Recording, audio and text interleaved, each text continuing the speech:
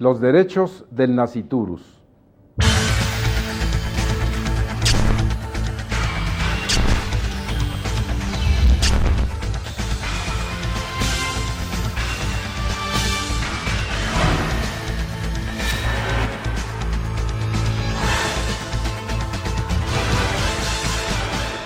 Bienvenidos a su programa Derecho Familiar. Gracias por sintonizarnos y dejarnos llegar hasta su hogar. Hoy, como usted lo acaba de leer y escuchar, vamos a tratar un tema interesantísimo que se refiere a los derechos del concebido no nacido. Es decir, ¿ese producto en el seno materno tiene derechos? Para dar respuesta, para plantear otras interrogantes, tenemos el privilegio de que hoy nos acompañen dos distinguidas maestras de la mejor Facultad de Derecho de Latinoamérica, la de la Universidad Nacional. Como ustedes saben, en este programa, que ya cuenta bastante tiempo, estamos siempre agradeciéndole a usted que nos permita llegar a su hogar, y como les decía, hoy tenemos el privilegio de que nos acompañe dos distinguidas maestras de la facultad, la maestra María del Pilar León Uribe, profesora de Derecho Civil, de Derechos Humanos y de Filosofía del Derecho, a quien, en nombre de la Corte y de la propia facultad, le agradezco su presencia. Maestra, muchas gracias. Y la doctora, profesora de la Facultad de Derecho, de la División de Estudios de Posgrado, de la licenciatura, profesora de Derecho Civil, de Derecho Familiar, igual en la especialidad, Hilda Pérez Carvajal y Campuzano, quien también nos va a hacer favor de hablar sobre algunas cuestiones de esta materia. Entonces yo le pediría, en principio, porque vamos a tocar también los temas sucesorios. Imagínese usted si un producto en el seno materno tiene derecho a heredar. ¿Se contestó usted esa pregunta? Bueno, quédese con la reflexión porque vamos a escuchar a dos expertas en estas materias que nos van a hacer favor de respondernos. Yo le pediría a la maestra León Uribe nos haga favor de hacernos una semblanza, un parámetro general dentro del tema que vamos a tratar. ¿Qué le parece a usted, maestra, de entrada? ¿Tiene derechos el nasciturus? Desde luego, doctor, porque la idea general de nuestra legislación es de una enorme protección hacia la vida en el vientre materno. Desde luego que establece ciertos requisitos. Antes de seguir, me gustaría mencionar otros vocablos sinónimos del nasciturus. Usted ya dijo que estamos hablando del producto de la concepción, estamos hablando del nonato. Entonces, efectivamente, nuestra legislación le reconoce derechos con base en su dignidad y estatuto.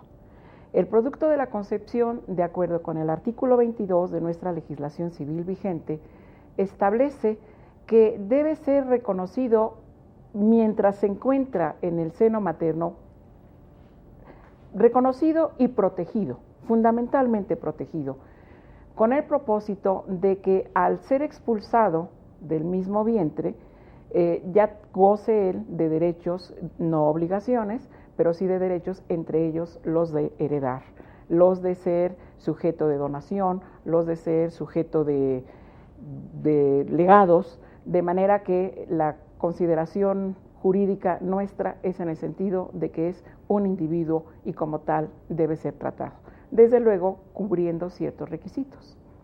Bueno, es para empezar una afirmación muy importante basada en el Código Civil del Distrito Federal, que es una norma que prácticamente se repite en el Código Civil Federal y en los demás de la República.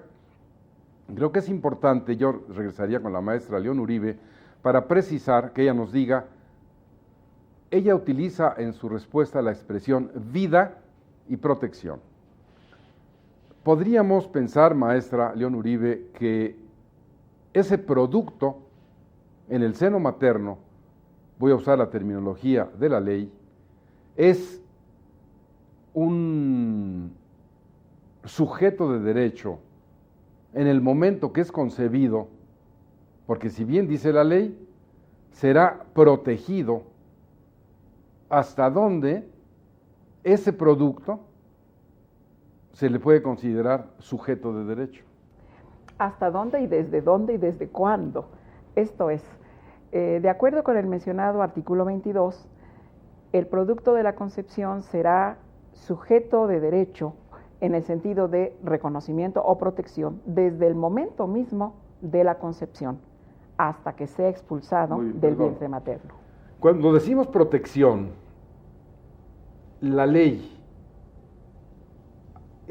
va hasta donde proteger el producto en el seno materno, e insisto en la expresión producto, porque ¿qué naturaleza jurídica tiene?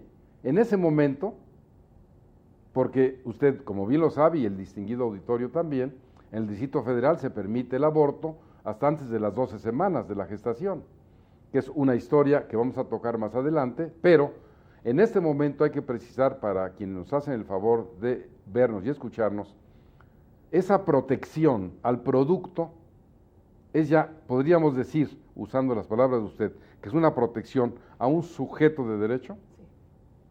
Entonces, de acuerdo a la opinión de usted, ¿ese producto es una persona?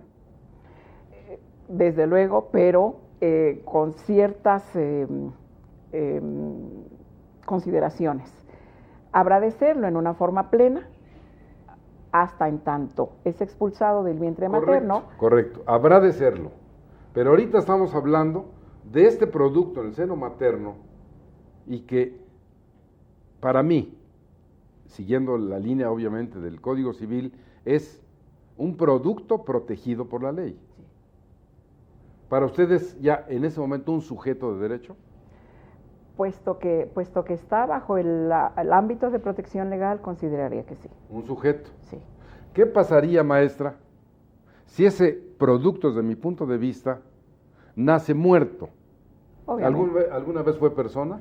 No, consideraría que no, porque no gozó de la personalidad propiamente, ni de ninguna capacidad. Entonces, yo creo, con esta respuesta, usted estamos de acuerdo en que ese nasciturus, ese concebido no nacido, puede tener una naturaleza jurídica distinta, ser algo en el derecho diferente, cuando es producto en el seno materno, cuando se desarrolla esos 9 meses, cuando nace, cuando de acuerdo a lo que usted decía, completado con el 337 del Código Civil, nace vivo y viable, o es presentado vivo al registro civil. Así es.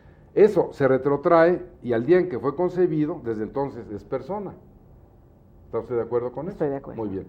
Pero si esa misma hipótesis ya cambia la naturaleza jurídica, producto, nace vivo y viable y ahora ya es un sujeto de derecho.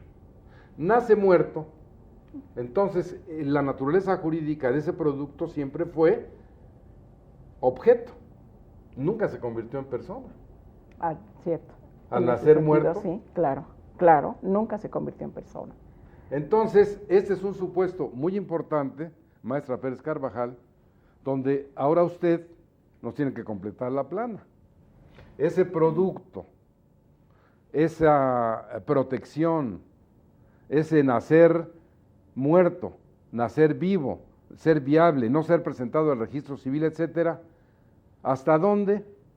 Usted le puede decir al distinguido auditorio que nombre heredero, por ejemplo, el papá al hijo que va a tener su hija casada con el señor fulano tal, tendrá derecho a la herencia el producto, el nasciturus, el concebido, el nacido, el que nace muerto. Digo, tiene usted un mundo enfrente y tenemos un largo tiempo para que usted nos haga favor de contestarnos. ¿Cómo no, doctor? Muchas gracias. Miren, efectivamente, el artículo 22 del Código Civil para el Distrito Federal y la mayor parte de las legislaciones de todos los estados de la República contemplan que, dice así más o menos, la capacidad jurídica de la persona comienza con el nacimiento, pero tendrá protección este producto que se encuentra desde el seno materno, desde su concepción. Bueno, aquí nos encontramos con muchísimo problema. ¿Desde qué momento vamos a saber cuándo se concibió? porque una vez que está unido el óvulo con el esperma y camina por las trompas de falopio y se anida en el útero, bueno, pues ahí ya podríamos hablar de un embrión. Y después, cuando pasan la 12ª semana, pues ya podríamos hablar de un feto.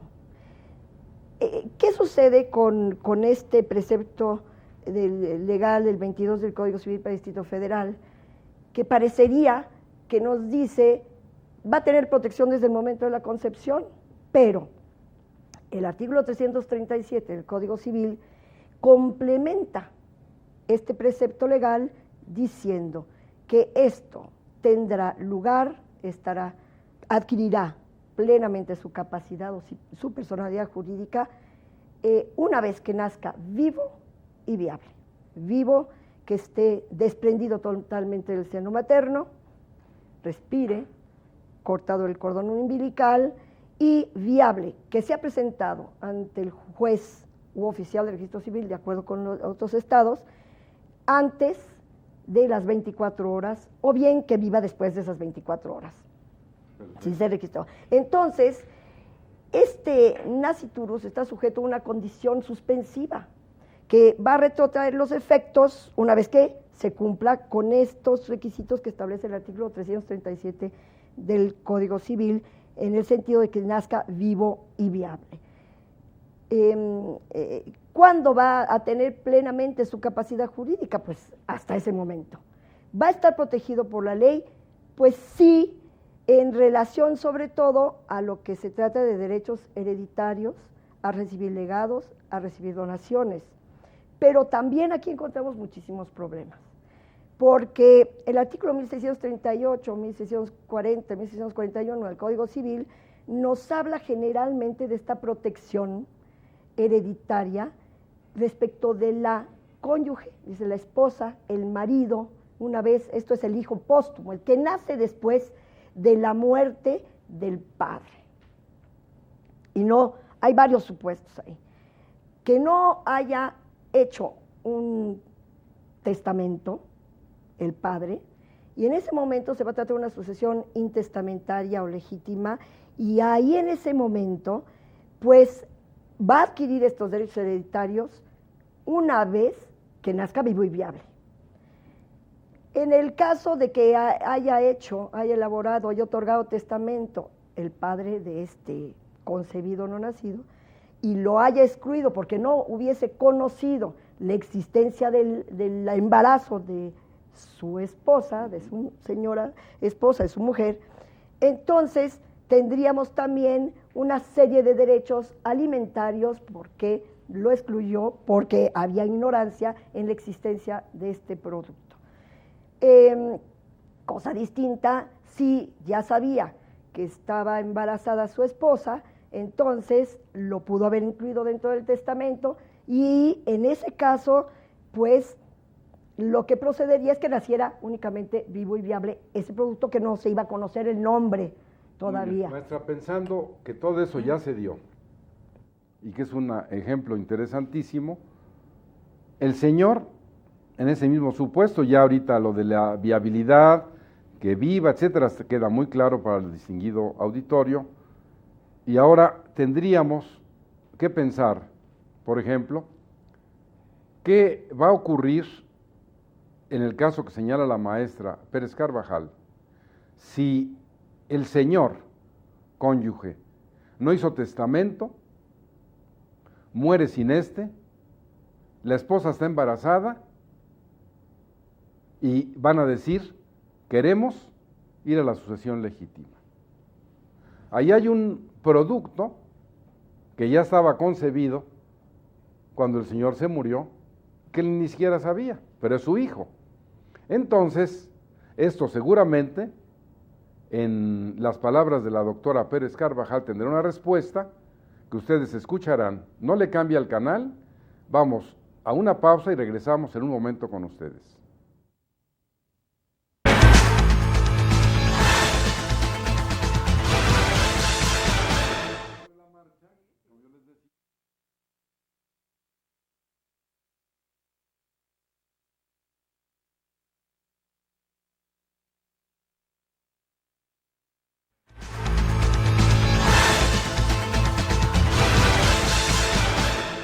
Gracias por seguirnos viendo y escuchando en este su programa Derecho Familiar, que ya es cotidiano que en el canal judicial, y gracias al generoso apoyo de la Suprema Corte de Justicia de la Nación, podemos llegar hasta su hogar siempre con la palabra, la experiencia, el conocimiento de la ciencia jurídica, con las doctas personas que nos acompañan. En este caso, como le decíamos antes del corte, es importante que usted sepa el derecho que tiene a heredar ese producto en el seno materno, como decía la maestra Pérez Carvajal, ya en la hipótesis de que no hubo testamento.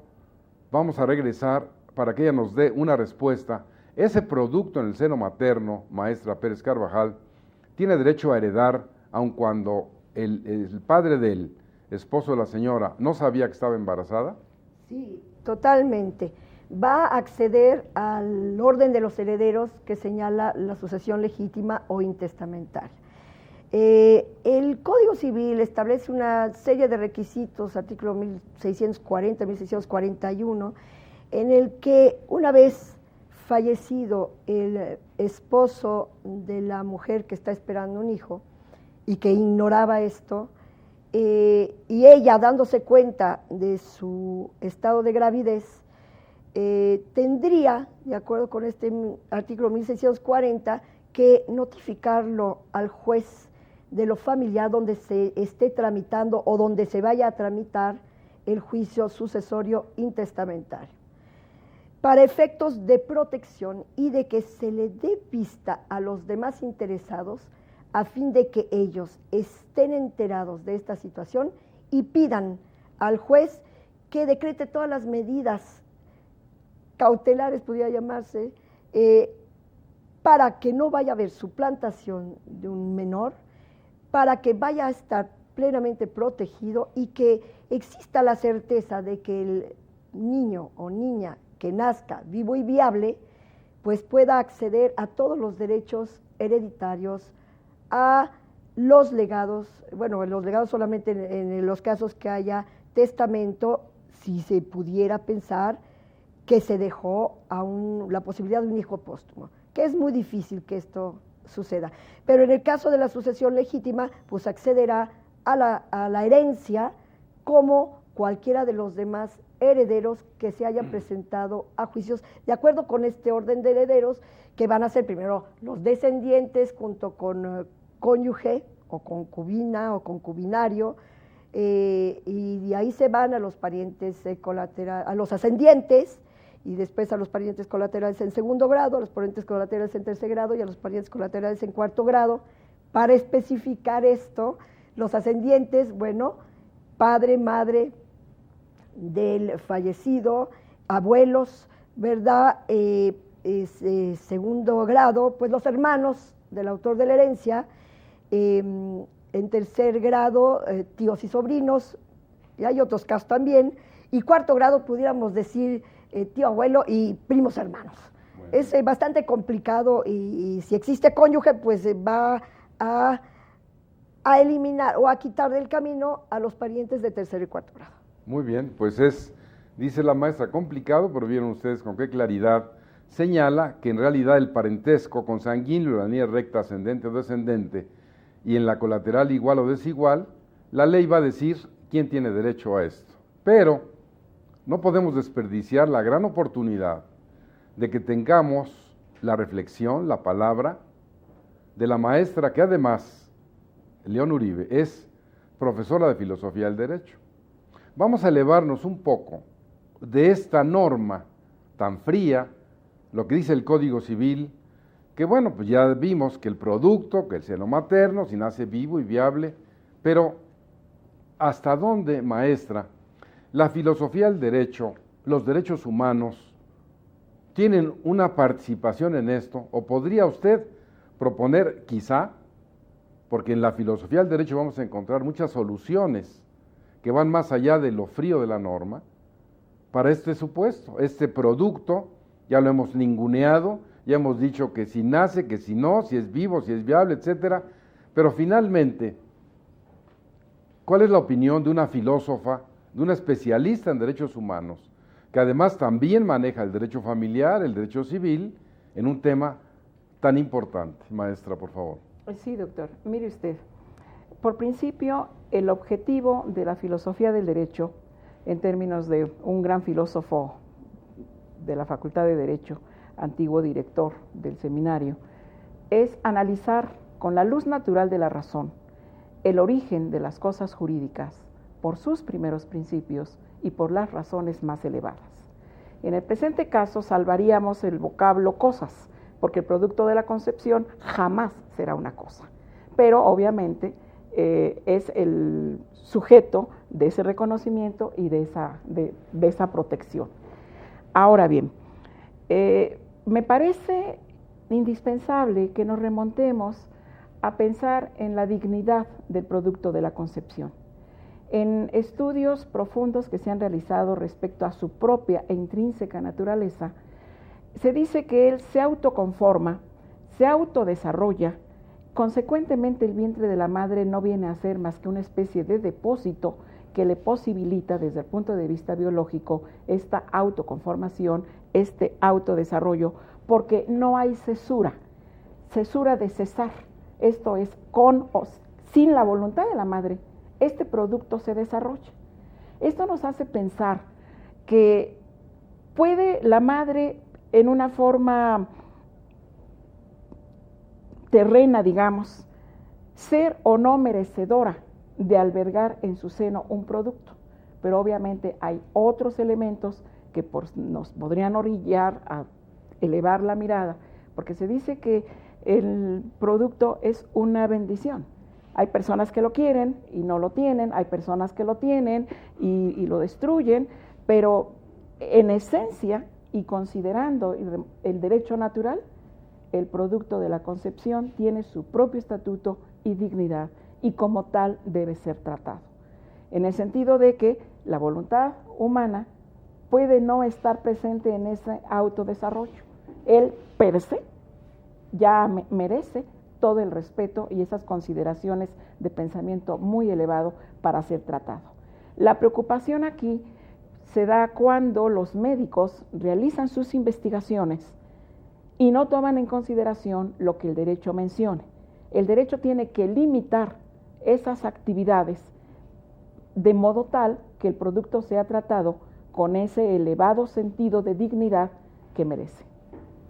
Bueno, 1000 preguntas pueden surgir y no resisto la tentación frente a esas afirmaciones tan categóricas, tan fundadas en la ciencia y en la ley, para regresar nuevamente con la maestra León Uribe y hacerle una pequeña pregunta muy relacionada con algo que está en moda, está en boga nuevamente aquí en el Distrito Federal, que se habla, el programa de hace unos días fue precisamente sobre la ley de alquiler del vientre. Y la maestra acertadamente ha dicho la dignidad del producto, el destino del producto. ¿Quién en ese, por ejemplo, ese instrumento, el último, o más bien, al que nunca mencionan es al producto? Hablan de una mujer gestante, de una madre biológica o jurídica, inclusive está la ignorancia que a pesar de que este es un acto jurídico elemental, porque hay voluntades, dice esa iniciativa es un instrumento notarial, absurdo. Entonces, como bien dice la maestra, ¿cómo podríamos, doctora, decir en un momento dado que este producto, celebrar un contrato de alquiler del vientre, le importa a alguien? Porque vamos al extremo de que la que lo lleva, con la respetabilidad de lo que usted ha dicho, y que ahí no se tiene, da a luz, y dice el propio instrumento notarial, da a luz y se despide del hospital y ahí deja el producto. Y llega la madre, está la biológica, la que la contrató, y dice, pues yo quería un hijo con el color de los ojos que tiene la maestra León Uribe, verdes así, esos ojos tan bonitos, y dice, los tiene negros, no lo quiero. Entonces, maestra, ¿qué va a pasar con ese producto? ¿Quién pensó en ese contrato? Esa voluntad de los particulares fue más allá de esa dignidad, de lo que usted acaba de señalar. Oriente usted a estas gentes de la Asamblea, dígales sí, exacto, lo que doctor. es, ¿no? Sí, mire usted, A ver, ¿qué pueden aprender nos de esto? preocupa y mucho esta muy reciente aprobación, en el sentido de que pueda un contrato realizarse entre partes respecto de un producto considerado como si fuese una cosa. Le acabo de mencionar, el producto jamás lo será. Consecuentemente, no puede ser objeto de una contratación. Tal vez se trate de un acto atípico. ¿Qué es decir nada? ¿Es jurídico? Requiere esos elementos. ¿Es atípico? ¿Qué quiere decir? Atípico quiere decir que trata de una forma muy especial, pero tal vez... ¿Pero qué es en derecho? Nada. Pues la nada La nada. produce La nada ninguna jurídica. consecuencia. Claro, la nada jurídica. Porque un contrato requiere de ciertos elementos y estos obviamente tienen que cumplirse. Aquí lo que falla, porque puede haber voluntariedad. Sí, pero que el objeto sea posible, física, jurídica y comercialmente. Y comercialmente.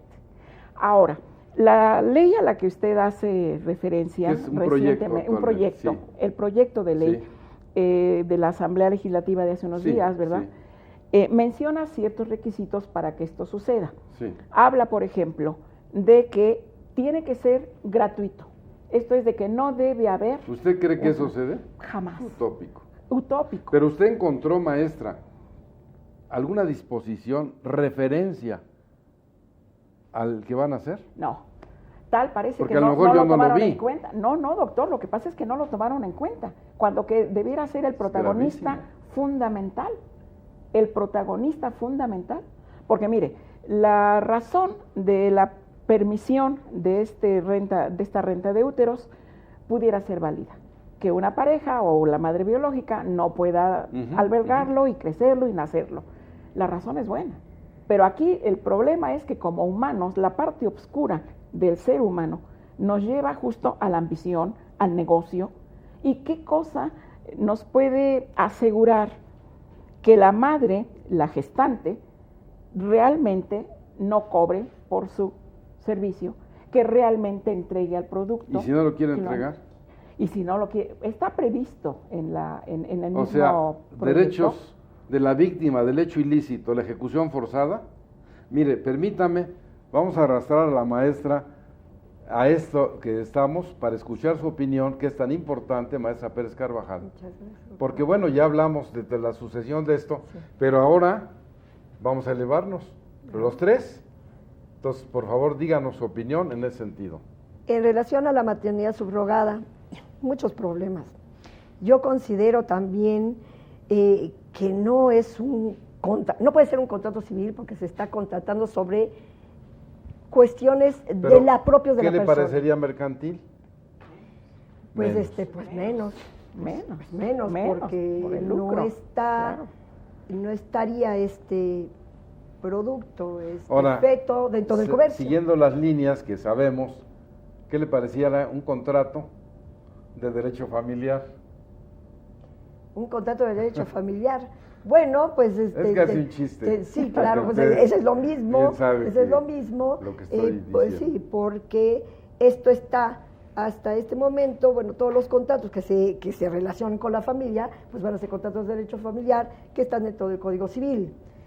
Sin embargo, fíjese, ahí tocaron una situación en que porque hay muchos supuestos en lo de la maternidad subrogada, no nada más es decir, bueno, aquella nosotros in vitro, bueno, un hombre y una mujer in vitro, hacen que se haga la concepción fuera del seno materno, que esté el embrión y van a implantar en una tercera mujer que no tenga nada genético con este embrión que va a crecer como un feto y que posiblemente va a nacer y adquiriría capacidad y personalidad genética al momento del nacimiento. No tendrá nada, a pesar de que durante 9 meses lo alimentó. Claro, bueno, fue parte de cuestión ella, genética usted dice, mencioné. no tiene nada de Sí, ella. no, pero cuestión genética.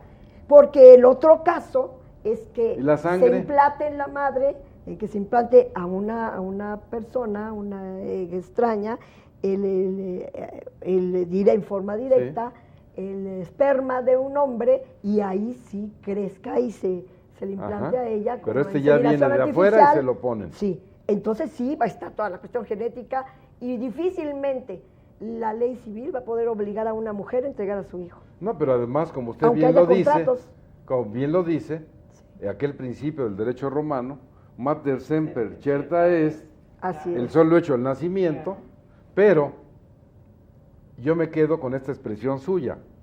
Ese producto, ya le pusieron ya el óvulo listo. No tiene nada de la madre, que es el habitáculo, nada. Bueno, pues va a crecer dentro de ella, va a ser alimentado por ella, por la madre. Digo, la madre portadora. A lo mejor habría que preguntarle a un médico. Sí, claro, eso tendríamos ¿Qué nos puede decir o cómo nos puede ilustrar? Sí. Yo no me conformo con decir que no tiene nada de la madre y que nada más está 9 meses presta el útero, lo entrega y dice, bueno, pues ya. ¿Ese niño o niña no tendrá nada de esa señora? Y yo creo que en materia genética no. No, como ser humano, como lo que hablaba bueno, como ella, ser como humano, todo esto. pues imagínese que yo soy felizmente madre, y desde que uno concibe, a lo mejor no se da cuenta en el momento que uno concibe, ¿verdad? Esto ya ni la hora, detecta, ni el lugar. No, pues tampoco. Uno esto ya lo detecta, pues por lo menos un mes después, cuando empieza uno a tener síntomas de que pasa algo ¿Qué raro, crees? ¿no? Sí, y va uno y se cerciora que sí está uno en estado de gravidez. Bueno, desde ese momento siente, y ya eso está demostrado científicamente, que el producto que crece dentro del seno materno siente lo mismo que la madre portadora. Va sintiendo el rechazo o el cariño, la música, la presiente, todo esto de tener un hijo verdaderamente deseándolo. Bueno, pues esto va a existir una consecuencia en ese futuro niño o niña. Entonces, eso, es decir, nada, por eso decía yo genético, pero sí va a tener grandes cosas, yo pienso, de la madre portadora. Y difícilmente, ¿cómo se va a obligar a entregarlo? Y aquí vendría, fríamente hablando, todo lo relacionado, lo que nos habla el código sobre la filiación. Esa es otra cosa muy importante. Sí, sobre la filiación. Esa es otra cuestión. La filiación. Maestra León Uribe, en este supuesto, la filiación con como dice ese proyecto, mujer gestante, no le dan ninguna otra calidad más que el de mujer gestante, no es la mamá. Así es. Correcto. La biológica. La biológica es aquella con la que se logró el contrato. Sí. Pero resulta, salvo la mejor opinión de ustedes, que la filiación ahí nace por la expresión de la voluntad de la mujer gestante, de la madre biológica, del padre biológico, y respecto a la mujer gestante, pues no hay ninguna filiación, termina y ella se va. ¿Qué pasaría? Y vuelvo a la sucesión, que ese producto ya nace en la mujer gestante, lo entrega, y un día a usted le llevan el asunto a su despacho y le dicen, la mujer gestante es una mujer que murió multimillonaria, este producto, este hijo, pues quiere ir a la sucesión legítima. ¿Qué pasaría? Pues pasaría que no va a poder acceder a esa sucesión porque ahí habría intereses de los demás herederos, si es que los hay, ¿verdad? O bien del DIF, que se... Entonces no es hijo de ella. No, yo considero que no es hijo de ella. ¿Usted qué cree, maestra? Genéticamente no lo es. Estaría yo de acuerdo en que no es hijo de ella, en el sentido de considerar también el riesgo de porque la maternidad se sublima. Podría ella, llegado el momento, negarse a entregar a la criatura, pero eso no significa que ella sea la madre. Aunque desde luego que hay otras legislaciones, si no mal recuerdo en este momento, Covielo menciona que el hecho de que ella lo haya albergado y crecido, la considera, se le da a ella la consideración de como madre, pero no, en realidad yo creo que estoy de acuerdo con la doctora en el sentido de que la madre biológica será la madre. Claro que Covielo dice, no, la que lo parió, la que lo desarrolló y lo parió, pero pues son consideraciones frías, muy de la ley, que en ocasiones van en contra de fuentes reales del derecho, que es con lo que estamos luchando, doctor, porque una cosa es lo que la ley dice y otra, no tomar en consideración la realidad de la dignidad de un producto que aflora desde luego en una norma mal dictada, a lo mejor electorera, para hacernos devotos, sin considerar la parte protagónica, que es justamente el producto y desde luego los intervinientes en estos casos, ¿no? Bueno, esa es una afirmación muy importante, porque no quisiéramos dejar en ustedes el ánimo o la sospecha o la inclinación de que nosotros no estamos en favor de las soluciones jurídicas. Estamos en favor de reconocer los hechos jurídicos, los hechos que se dan. Es una realidad que hay personas del mismo sexo que quieren estar casadas, que quieren adoptar, que quieren celebrar este contrato de alquiler del vientre. Son hechos reales. Lo que no estamos de acuerdo como juristas, como estudiosos del derecho, es que las soluciones jurídicas no sean las adecuadas, que no haya la asesoría debida en las asambleas o en las cámaras de diputados de los expertos, de los que saben. Si vamos a legislar sobre la prueba del ácido desoxirribonucleico, pues hay que traer especialistas en biología molecular, porque de otra manera, a lo mejor un juez o un abogado va a decir, vayan a la casa del presunto padre y vean de qué tamaño tienen los pies, de qué color tienen los ojos o cuáles son las huellas digitales que tiene. Entonces, es importante. Nosotros estamos en favor de las soluciones jurídicas que sean las adecuadas. ¿Cómo se le puede llamar a algo tan simple como matrimonio, matriz monium, matriz bolsa y monium carga, a una situación que no corresponde a eso? Si nosotros vemos un burro y le vemos sus características y lo pintan con unas rayas, pues no va a ser una cebra, va a seguir siendo un burro. Entonces aunque se le llame como se le llame a esta o aquello, está mal. Y precisamente nuestra crítica constructiva es en el sentido de que se aporten las soluciones legales, que se recoja la idiosincrasia de la familia mexicana, los hábitos y costumbres, que revisen nuestro pasado, vean nuestro presente y en un momento dado ver la perspectiva de qué soluciones jurídicas se pueden dar, qué es lo mejor. Vamos a un corte y regresamos con ustedes para esta misma hipótesis de la que estamos hablando.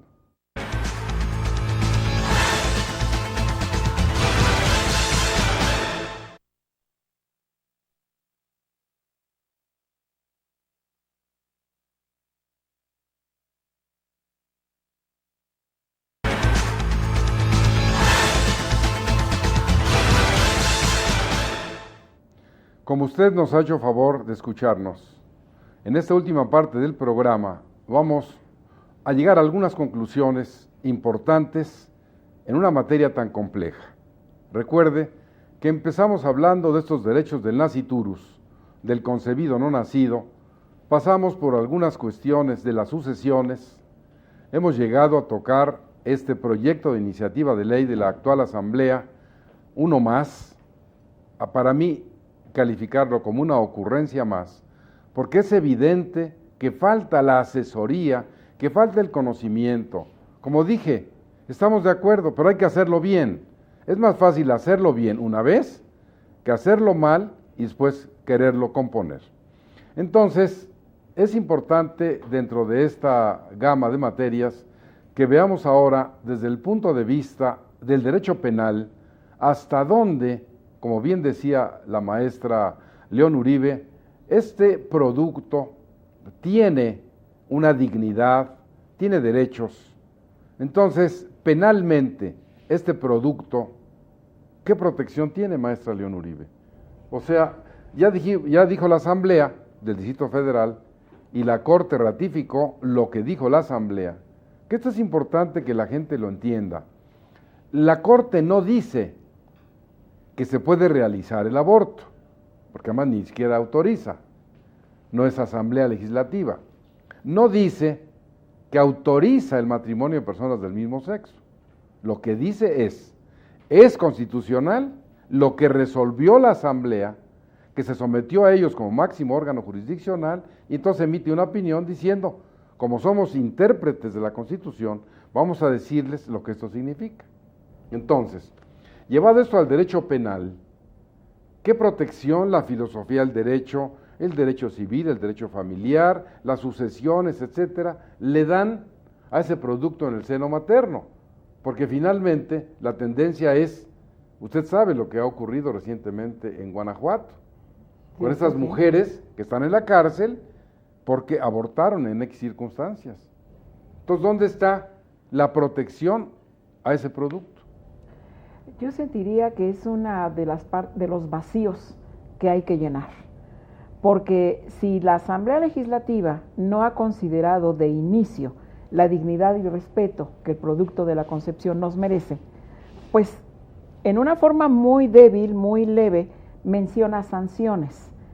Me estoy refiriendo nuevamente al caso de la maternidad subrogada, para el caso de que la madre o se niegue a entregar al producto o bien decida privar de la vida al producto.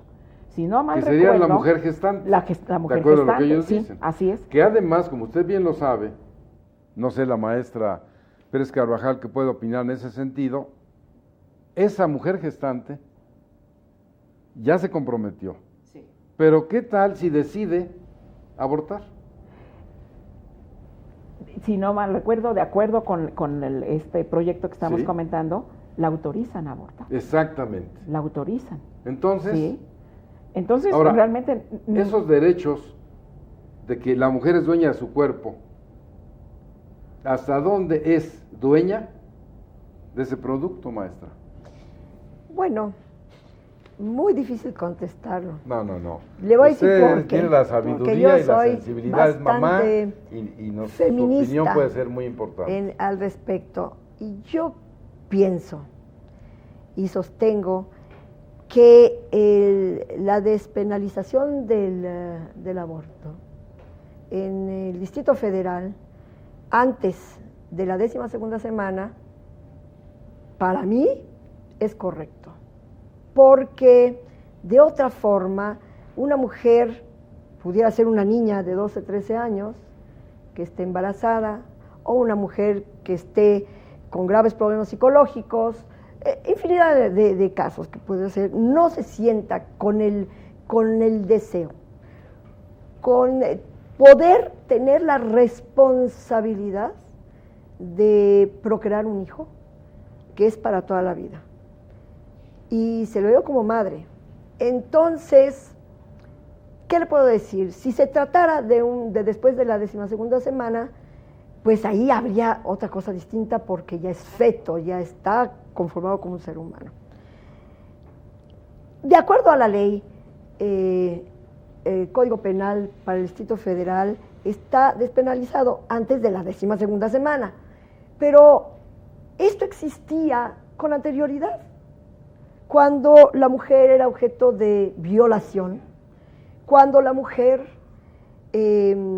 corría grave peligro su vida, y ella podía decidir si tenía a ese naciturus, a ese concebido no nacido. Y se ha hecho tanto lío cuando ya existía esto. Y después se fueron agregando otras cuestiones cuando la mujer, por ejemplo, en el estado de Yucatán, se permite el aborto también, o la interrupción de la maternidad, cuando no pueden, cuando ya tienen un número de hijos suficiente, creo que 4 o 5, y no pueden tener la posibilidad económica para mantenerlo. Entonces, y hay otro que también se introdujo anteriormente en el Código Civil, en el Código Penal para el Distrito Federal, cuando el producto venía con malformaciones graves. Teratogénicas. Exactamente. Recordemos, en el derecho romano, los productos que nacían... ¿No, el griego? Los mataban. Los mataban, ¿no? Pero los no aztecas, ¿para qué vas pero, allá? bueno, pues sí, ¿verdad? Pero, efectivamente. Y ahora se ve como una monstruosidad. No obstante de la dignidad que deba tener precisamente este producto dentro del seno materno. Pero, ¿qué sería peor? Traer al mundo a una criatura del sexo masculino o femenino con gravísimos problemas de que la madre lo rechace, o que no tenga padre, que vaya a ser objeto de malos tratos e incluso de actos graves de abuso sexual, como yo lo pude ver en el tribunal por muchísimo tiempo. Esto es una cuestión filosófica en donde entran muchas cuestiones de carácter religioso, personal, filosófico, de valores que se han dado dentro del seno familiar de la futura madre. Por ahí no les va a gustar mucho lo que yo digo, pero eso es lo que yo opino, ¿no? Presión nomás. ¿Usted qué opina, maestra? Pues me imagino que pensará distinto a la maestra. Sí, en cierta forma sí. A ver, díganos, porque por favor. Se trata, creo yo, de la vida, de no concebir. Si la madre va a rechazar al hijo por cuestiones económicas, como en la legislación de Yucatán, porque tiene muchísimos más, ¿para qué concebir uno más? Si la madre fue violada, bueno, yo sí estoy, en eso estoy de acuerdo, tanto como en el aborto eugenésico, en eso estoy de acuerdo. Por razones. Pero por principio, si las mujeres somos capaces de decidir respecto de actos trascendentes de nuestra vida, creo que debiera ser la no concepción. Que yo decida no concebir para no tener que sacrificar, porque para mí es un sacrificio.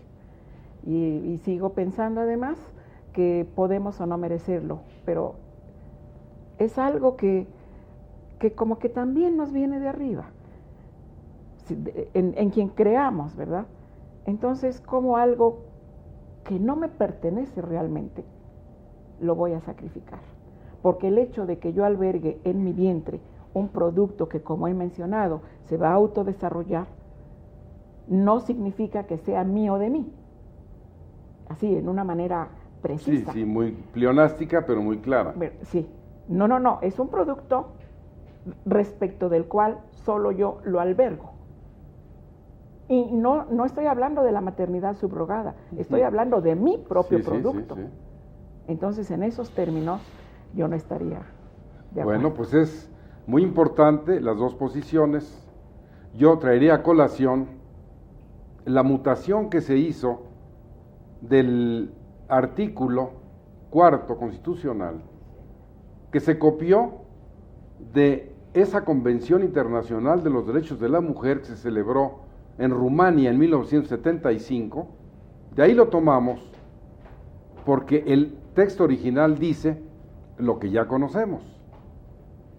Tiene derecho de manera libre, responsable e informada a determinar el número y el espaciamiento de los hijos que desea tener. Hasta ahí llega la Constitución. Pero el texto original, que se quitó en esa época por razones políticas, religiosas, etcétera, es algo que seguramente ustedes lo conocen, no lo han recordado, pero ahorita lo vamos a traer a colación, y querrán o rectificar su posición o ratificarla. Lo que se le quita es, porque estamos hablando de las garantías constitucionales familiares. Y ahí dice, puedes determinar de manera libre, responsable e informada el número y el espaciamiento de hijos que deseas tener, uno o más. Y el precepto de donde se copia decía, punto y coma, y el derecho a no tenerlos. ¿Cómo? Así, a ver, es lo que le digo yo, porque si tomáramos la posición de la maestra Pilar, pues entonces nunca podría haber la posibilidad de interrumpir un embarazo, ni por violación. Bueno, porque ya dice por la cuestión no sexual. concepción. Eso Pues, sí. pues, ya Yo dice, digo la bueno, no concepción, pero es que hay veces que efectivamente, tienen para la no tener- pareja relaciones sexuales que se están cuidando y la píldora anticonceptiva falla. Hay niñas muy jovencitas y hay una estadística muy grande en nuestro país de adolescentes. Bueno, lo que entre acaban de 12 y autorizar 16 España, años que se embarazan. Ustedes saben lo que autorizó España recientemente. Menores de edad, sin autorización de los titulares de la patria potestad, pueden abortar.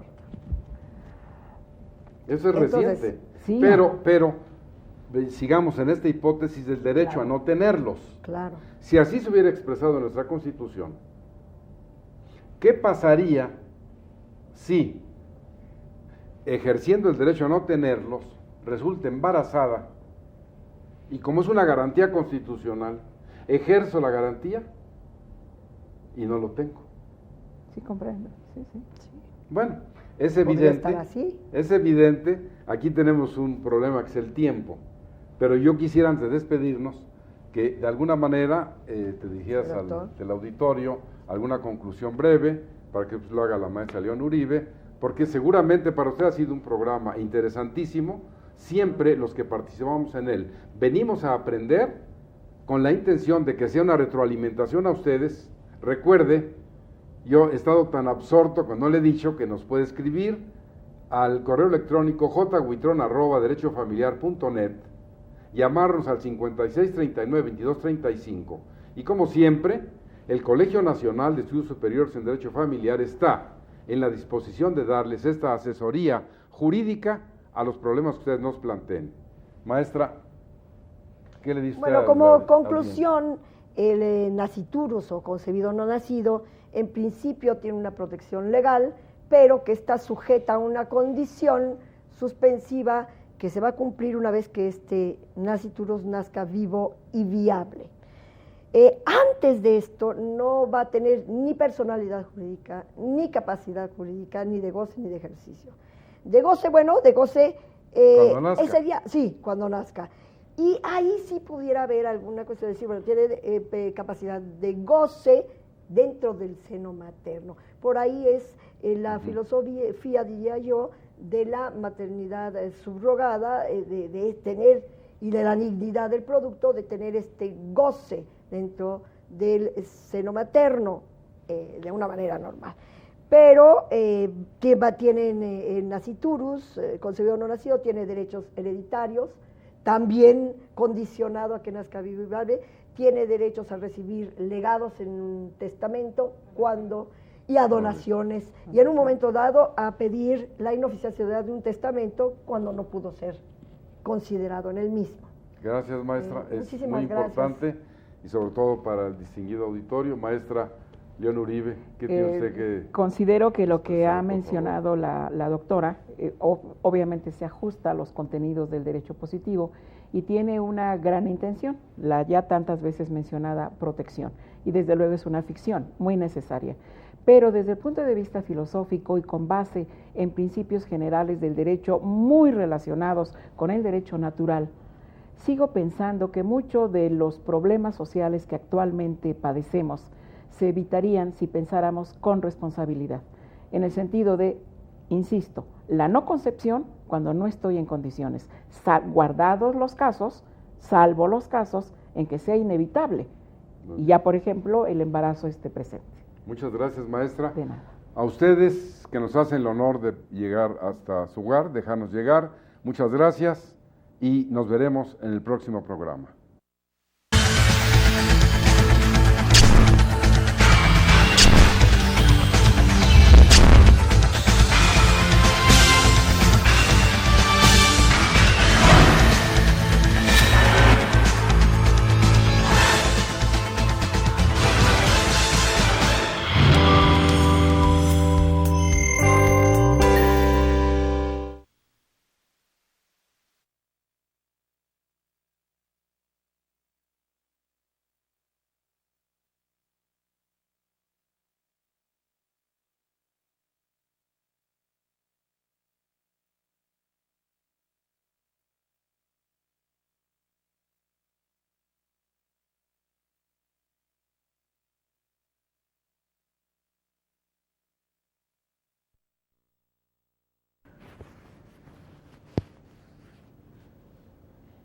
Métanme al diálogo.